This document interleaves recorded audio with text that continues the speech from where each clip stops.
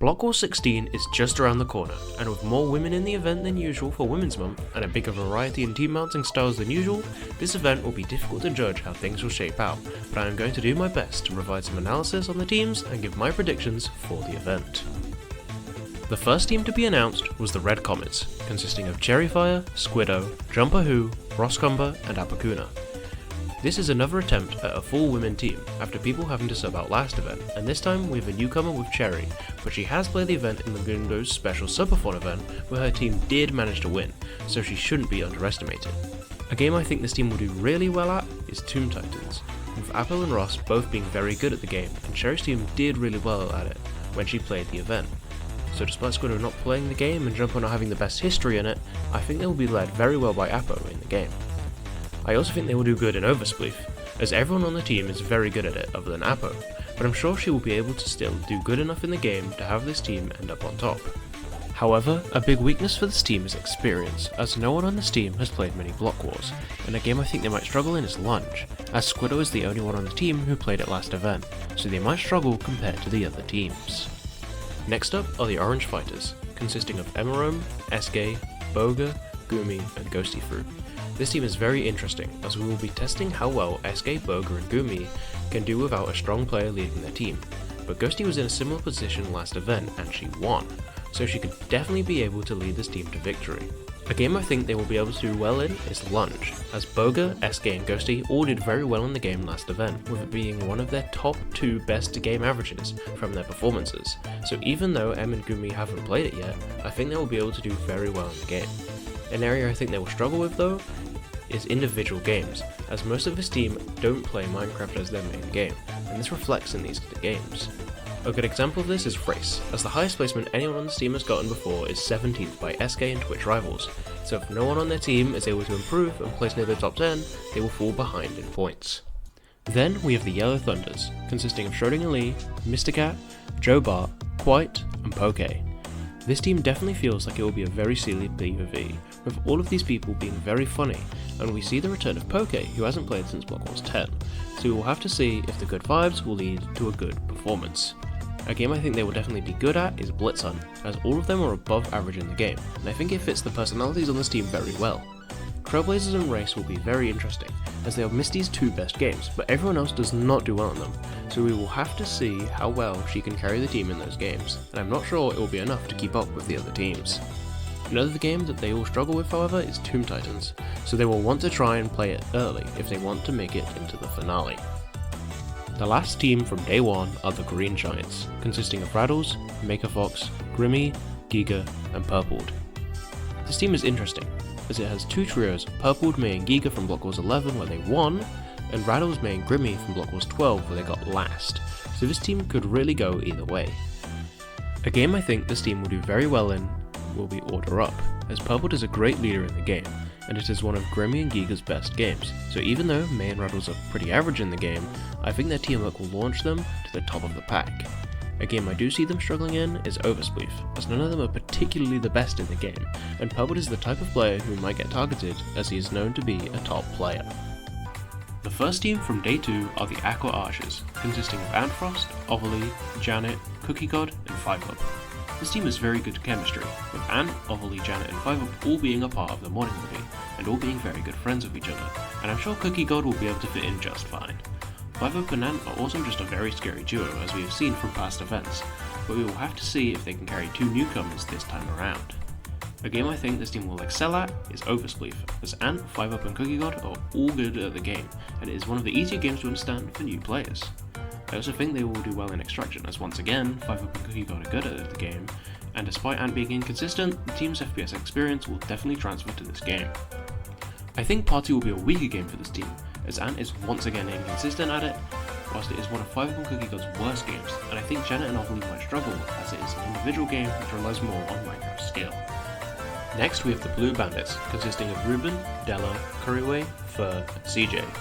This team once again has a lot of good chemistry, as we have Fur and Curryway teaming again after last event, and CJ, Fur, and Della all play Among Us together as well. And Ruben is friends with everyone, so I'm sure he'll fit in just fine. A very good game for this team will most likely be Lunge, as Curry and Fur won the game whilst being teamed together last time, and Ruben also did really well in the game. so even though CJ didn't do the best, I still think that this game will be good for their team. Trailblazers is another game that this team is surprisingly good at, as Curry is the top player in the game while CJ and Fur do better than their average in it. So even though it's one of Ruben's weaker games, and that Dell will probably struggle as she doesn't play Minecraft often, having 3 good players in the game will probably be enough to give the team an advantage over the others. However, a weak game for this team will be Battle, as Curry isn't the best leader in the game, and Fur and Ruben also struggle in it. So despite CJ's impressive performance last event, I think the team will struggle overall. Then we have the Purple Phantoms, consisting of Anthos, Grape, Redunes, BTMC, and JoJo. This team looks very strong on paper, with 2 top frags in Red and JoJo being teamed with some pretty strong teammates, but we can learn a lot more by looking at the statistics.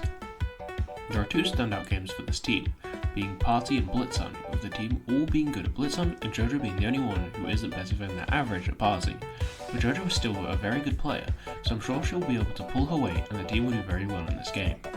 A big weakness for this team will be teamwork, as a lot of them don't know each other that well, and Order Up is a good example of this, as none of their team are particularly good at this game, especially JoJo and Red, who will be leading this team most of the time, so I think they will struggle a lot in this game.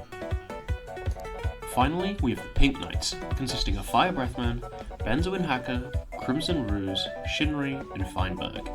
This is the type of team that event nerds like myself love, as it is trying a very different style of team balancing, with the 2 best players in the event with 3 people who have barely played the event and Minecraft in general, so it will be very interesting to see how well they can do. This will lead to the team excelling when Fine and Shane can really carry the team, like in Order Up, as Fine can carry most teams on his own in the game, so with Shane by his side, they could easily dominate, as we saw Druids do this game really well in the Blockwars, and they have even more people to help as well. The game I think this team will struggle in is Blitz Hunt, as the points are a lot lower individually, and it can be very random if you get a high score or not, so Shane and Fine can't reliably carry. Before I get onto my final predictions, this is the part of the video where I ask you to like and subscribe, as I'm a small channel both here and on Twitch, and I would love to create more content for the Minecraft event scene, and I have a bunch of cool ideas that I can realistically only do if I grow and make some connections. Anyway, in 8th I have the Orange Fighters. This team relies heavily on Ghosty stepping up to take lead of this very unexperienced team, and I just don't think they have the skill compared to the other teams. But I was wrong about Yellow last event, so I could very easily be proven wrong again. In 7th, I have the Red Comets. Once again, whilst I don't think this team will be bad necessarily, they lack a strong leader, but I think they will be able to outplace Orange due to them having a stronger team overall, in my opinion. In 6th, I have the Yellow Thunders, as whilst they definitely have a lot of skill in this team, I have a feeling they will be playing more for fun, and I think they will struggle in the more try-hard games like Battle and Trailblazers. In 5th, I have the Green Giants. At first when I saw this team, I thought they were broken, and while I think they still could pop off and make the finale, the teams from Day 2 just have more standout games that I think this team will lose out on, so they won't be able to catch up in points. In 4th, I have the Blue Bandits. I feel like Curry and Fur will have a similar performance to last event, and these top 4 teams were very hard to choose in order for, but I think this team will struggle just a little bit more than the others, due to Fur not being as strong as the other second frags in the top 3 teams. In 3rd, I have the Purple Phantoms. This team is really strong, but I think they will just miss out on the finale, as the games they are better at, like Party and Trailblazers, don't have a massive point gap, so I think that with most game orders, they will fall below the other 2 teams. In 2nd, I have the Pink Knights. While Shane is going to be on a different setup to usual, his skill will still be there, and Fine can dominate and take control with a good second frag like we saw when he teamed up with Wolfie, and I think they will be able to hold on to get into the finale. And finally, in 1st place, I have the Aqua Archers. Despite this team having 2 newcomers, Janet has played an MCC before, so she has experience in events, and the duo of Ant and 5UP has proven time and time again that it is terrifying, especially as 5UP got 3rd individual last event, and is even stronger than ever before. And with Cookie Guard as a solid 3rd frag, and a group of 4 who know each other very well, I think this team will dominate the competition. I also think they would beat Pink in the finale, as the team has a lot more FPS experience, and Ant and 5UP have proven to be able to do well in the finale before. So those are my predictions for Blockwars 16. I'm sure most of you disagree with me, so feel free to put your own thoughts in the comments down below. I've been the Minecraft Event Analyst, signing off.